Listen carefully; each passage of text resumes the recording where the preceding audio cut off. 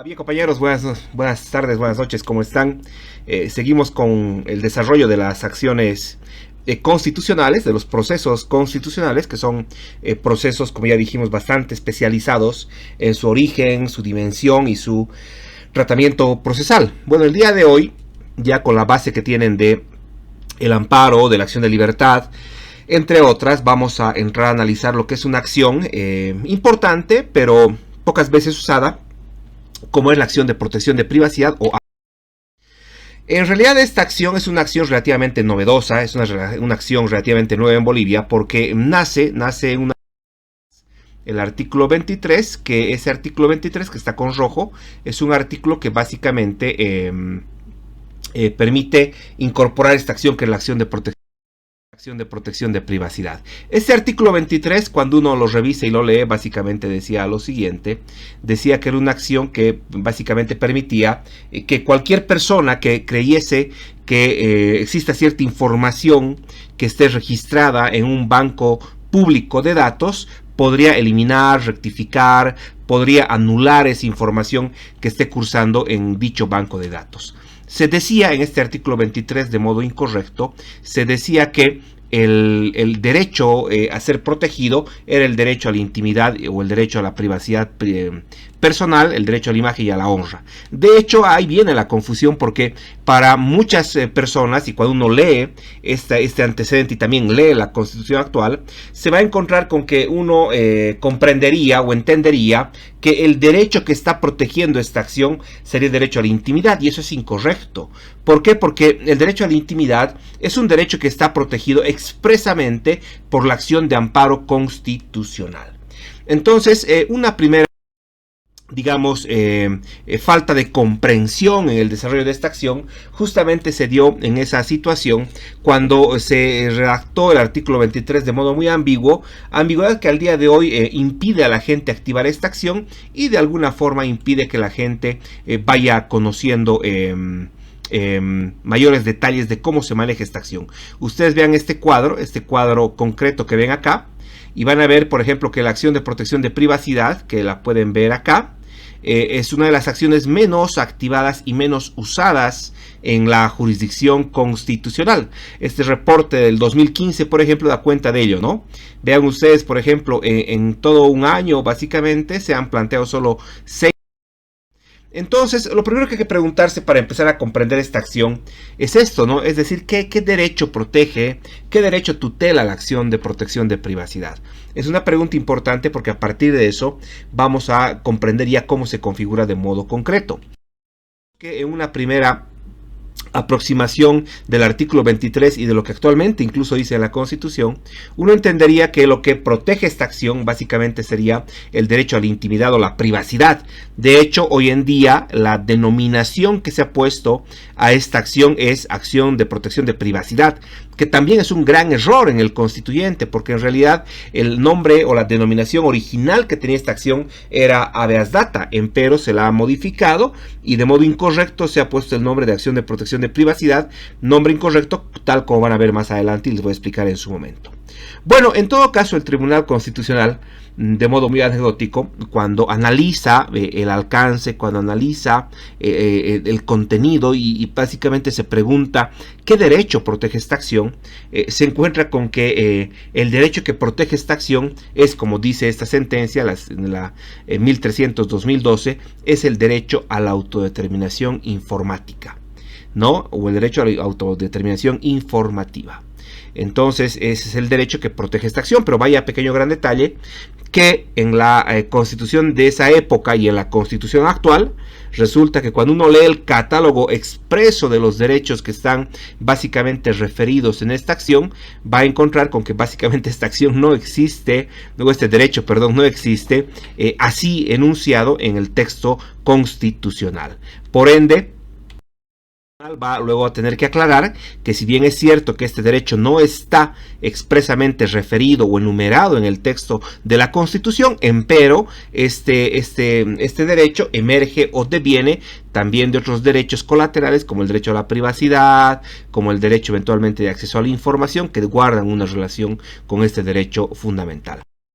doctrina se básicamente maneja la idea de que esta acción, la acción de protección de privacidad o habeas data, que es el término correcto, es una acción que viene a ser una suerte de amparo constitucional modificado o modulado que permite básicamente conocer, acceder, precisar, identificar los datos que de una persona estén cursando en registros o bancos de datos públicos. ¿Qué quiere decir eso? Esta primera aproximación nos permite un poco asentar mejor la idea. Quiere decir que esta acción lo que permite es indagar, conocer, suprimir, actualizar, rectificar o anular la información que exista de una persona en un banco público de datos, ¿no? Entonces, lo que hacemos con esta acción es acceder a cierta información que esté cursando en un registro y que eventualmente esa información nos cause algún perjuicio. En Colombia y en Ecuador se dan algunas pautas, algunos pincelazos más de cómo es esta acción, y básicamente se dice que lo que pretende esta acción básicamente es evitar, es reducir al mínimo los abusos que puedan existir o suceder con la manipulación indebida de información. Ustedes saben que el manejo de información siempre significa o representa un poder para quien detente esa información. Entonces, lo que más o menos pretende esta acción, para ir un poco aproximando la idea, es establecer un mecanismo procesal para eventualmente evitar o menoscabar o reducir, ¿no?, la manipulación indebida de datos de una persona, ¿no? Hay definiciones como estas que ya son más precisas, que van a decir que básicamente que el habeas data es una acción de orden jurídico, jurisdiccional, donde eventualmente cualquier persona pueda pedir la actualización, supresión, aclaración de alguna información que curse sobre esa persona en un banco de datos, ¿no? ¿Cuál es la idea clave para comprender esta acción? Porque, bueno, me imagino que hasta este momento están todavía un poco con varias dudas, ¿no?, de en qué consiste realmente esta acción. A ver, la idea clave para empezar a entender esta acción es la siguiente. Hay que partir de la idea de que una persona, desde que nace hasta que fallece, es decir, en todo el curso de su vida, va plasmando su existencia, va registrando su existencia en una suerte de registros públicos. Por ejemplo, cuando uno está pues en el vientre materno, ya se genera una suerte de historial clínico del menor, del bebé, de la madre. Se va generando toda una suerte de historia de la persona, que luego se traduce con el nacimiento, con el certificado de nacimiento, donde también se plasman datos importantes como por ejemplo los padres, el lugar de nacimiento, la hora y algunos datos colaterales, ¿no? Cuando pasa, sucede exactamente lo mismo, ¿no? Uno entra al colegio y se va plasmando su existencia colegial en libretas, reportes de notas, en reportes médicos. Si tiene un seguro, por ejemplo, le va a dar un carnet de asegurado y a la par van a abrir una suerte de historial clínico también, donde se va a reportar toda su historia de enfermedad. Más adelante, incluso cuando uno ya ingresa a la vida comercial, económica, empresarial, no faltan conflictos que usualmente pueden de alguna forma marcar la vida de una persona, ¿no? Es así que, por ejemplo, existen ciertos bancos de datos, existen ciertos registros públicos, por ejemplo, referidos a ¿qué les digo? A ciertos aspectos. Por ejemplo, el REHAB hace referencia a los antecedentes penales de una persona. Hay otro tipo de certificados, que es el certificado de antecedentes policiales, que hace referencia ya también a los policiales de una persona, ¿no? Es decir, a la forma como lleva su vida en relación con la ley y el orden. Y así, sucesivamente, uno va adquiriendo ciertas obligaciones y va generando ciertos mecanismos de constancia. Por ejemplo, uno entra a la universidad y registra su existencia en la universidad, en una web que es la web SIS, que ustedes conocen muy bien, donde está su reporte de notas, está su historial biográfico, su historial de salud, muy genérico, y sus datos personales. Uno tiene deudas con una entidad financiera, se los reporta a una central de riesgos, de modo tal que eventualmente la vida la vida de la gente, la vida de las personas, está siempre o queda siempre registrada, grabada, marcada de alguna forma en estos registros públicos o en estos bancos de datos que van de alguna forma dejando huella del persona, ¿no? En Bolivia existieron casos muy emblemáticos, para que un poco vayan entendiendo la idea, de cómo la manipulación indebida de estos datos puede causar realmente un grave perjuicio. Si ustedes se acuerdan, por ejemplo, hubo un antecedente con el ex magistrado Tatacusi, que era magistrado del Tribunal Constitucional, y es un magistrado que al realizar una labor crítica en relación al gobierno, no faltó una ex autoridad del gobierno, si mal no recuerdo fue el ministro de Salud, que públicamente salió a la palestra con micrófono en mano para indicar que este magistrado, que hacía mucha crítica al gobierno, pues resulta que tenía una enfermedad muy grave, como es el VIH o SIDA, ¿no?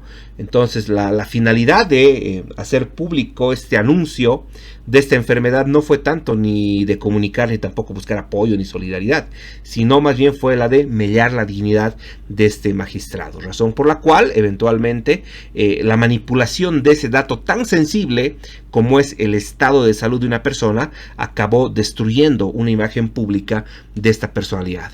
Lo mismo pasó, a mi mano derecha pueden ver, con una manipulación también indebida que hubo de unos videos íntimos de una conocida representante o periodista de la ciudad de La Paz, que se hicieron públicos y que esos videos acabaron afectando de alguna forma su imagen y que fueron obviamente luego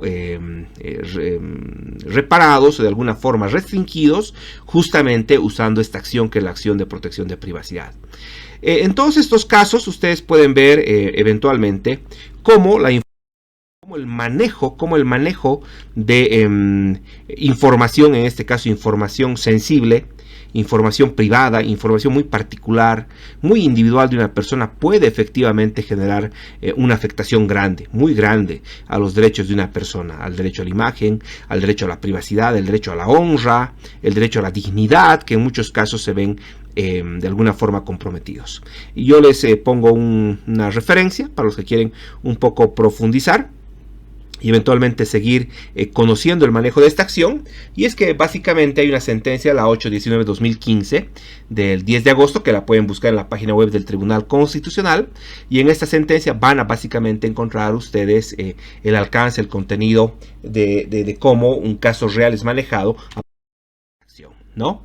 Entonces vean ustedes cómo nuestra vida en sociedad, cómo nuestra vida en colectividad está marcada por la existencia de una serie de registros o bancos de datos, ¿no? Hay un sistema policial, hay incluso un banco biométrico criminal que ha creado la policía, hay el sistema AFIS, hay los certificados de antecedentes penales, hay los certificados, por ejemplo, que registran si una persona o no ha cometido hechos de violencia en razón de género contra la mujer, contra la familia, y otros más, como por ejemplo los certificados de militancia política, que dan cuenta si una persona milita o no en un partido político, por ejemplo de la inscripción electoral, dónde vota, dónde está afiliado, y bueno, datos así. De modo tal que con estos antecedentes uno puede ver que la vida en sociedad, la vida en colectividad implica la constancia permanente de ciertos registros, de ciertos datos en registros públicos. Por ejemplo, si uno es servidor público sabe muy bien de que eventualmente el acceder a una función pública muchas veces acarrea responsabilidades de orden penal, de orden civil, de orden administrativo, que básicamente además son registradas en la Contraloría General del Estado, que también digamos mantiene o sostiene una suerte de registro público de ciertos datos. Entonces, lo primero que hay que decir es que esta acción está pensada justamente para proteger, para evitar una manipulación indebida de los datos personales de un ciudadano. Es decir, proteger que se manipule indebidamente los datos personales de una persona. De modo tal que entonces la denominación correcta de esta acción no debía ser, como está en la Constitución, con el nombre de acción de protección de privacidad, sino que la denominación correcta debe ser acción de protección de datos personales, porque realmente lo que proteges con esta acción es la manipulación indebida en sus diferentes vertientes o matices de datos. Básicamente esta idea también se la maneja en España. Incluso en España existe una agencia española de protección de datos, existe también una guía para protección de datos personales, y a la par, ligado ya con este derecho, para quienes les gusta hacer teoría, para quienes hacen doctrina, para quienes hacen discusión jurídica, emerge ya en el derecho comparado un nuevo derecho, que es el derecho al olvido. Pueden ustedes buscar en el Google derecho al olvido. Es un derecho que nace en la jurisprudencia europea a raíz justamente de la información que se publica, que se mantiene, que se publicita por ejemplo en los motores de búsqueda, ¿no? Como el Google, ¿no? A veces uno pone un nombre en el Google y reporta varias noticias de una persona en relación a ese nombre. Y resulta que hay muchas noticias que a veces son desactualizadas, no han sido actualizadas, o eventualmente son noticias que pueden afectar la vida de una persona, de modo tal que en Europa se ha reconocido que una persona también tiene el derecho de solicitar que estas informaciones que están existentes en redes sociales o motores de búsqueda como el Google puedan ser efectivamente eliminadas, porque esa información puede acabar afectando la dignidad y la integridad de una persona. Entonces hay un concepto emergente, esto como cultura jurídica les comento, que es el derecho al olvido, que básicamente es un derecho que va relacionado con la acción que estamos conociendo y eventualmente con la necesidad de datos personales. Entonces, lo que básicamente pretende es generar un mecanismo procesal para que cualquier persona pueda conocer, actualizar, rectificar, eliminar cierta información que considere errónea o equivocada. Es un mecanismo que permite de alguna forma suprimir, eliminar alguna información que esté desactualizada, o finalmente pedir que cierta información muy sensible tenga el carácter de información reservada, ¿no? Entonces, lo que se busca con esta acción es generar un mecanismo legal, constitucional, procesal, para que pueda controlar la información que está circulando sobre una misma persona, eventualmente en un banco de datos públicos. Obviamente esta acción tiene varios alcances, ¿no? En algunos casos se puede plantear esta acción para conocer cierta información, en otros casos para eliminar, en otros para suprimir, en otros para actualizar, en otros para declarar la privacidad. En fin, hay toda una variada gama de posibilidades, pero la idea central es que con esta acción lo que básicamente se persigue es lograr que que se genere una manipulación abusiva, innecesaria, inadecuada de los datos de una persona en un registro de datos públicos. Esta acción básicamente tiene alguna relación con otras instituciones u otros institutos del derecho en general, pero tiene también. Por ejemplo, el proceso de habeas data es diferente al proceso de exhibición en materia civil, porque básicamente persiguen fines distintos, ¿no? Acá lo que buscamos es garantizar el derecho a la autodeterminación informativa. En cambio, acá lo que buscamos es recabar elementos para una futura demanda, entre otras cosas, en materia civil. La exhibición en materia civil tiene el rango de una acción ordinaria. En cambio, el proceso de habeas data es una acción que tiene el rango de una acción constitucional, y eventualmente tienen ciertos parecidos, pero son sustancialmente. Pasa con los procesos en materia penal que van a sancionar delitos contra el honor, ¿no? Saben ustedes que básicamente existe una serie de delitos como la difamación, la injuria o la calumnia que pueden ser sustanciadas en materia penal. Pero básicamente la esencia es que este tipo de acciones tienen un carácter esencialmente punitivo, son acciones de orden penal ordinarias, y eventualmente el proceso que estamos estudiando no tiene un carácter punitivo, sino sobre todo tutelar, protectivo. Son acciones de rango constitucional, no de rango ordinario ni tampoco penal, y eventualmente también persiguen fines distintos. Entonces, básicamente en esta primera introducción a lo que es el habeas data, lo que debe quedar en claro es que eventualmente esta es una acción que nace en la reforma del 2004, Es una acción que nace con muchas deficiencias porque viene a proteger un derecho que eventualmente no estaba reconocido en la Constitución. De hecho, el derecho a la autodeterminación informativa hasta el día de hoy no está reconocido así en la Constitución. Por ende se lo incorpora vía jurisprudencia, si vale el término, y eventualmente es una acción de carácter constitucional, jurisdiccional, procesal, que lo que pretende es básicamente garantizar el derecho que tiene una persona a conocer, actualizar, suprimir o modificar una información que exista en un banco o en un registro público y que eventualmente la manipulación indebida de esa información pueda causar perjuicio.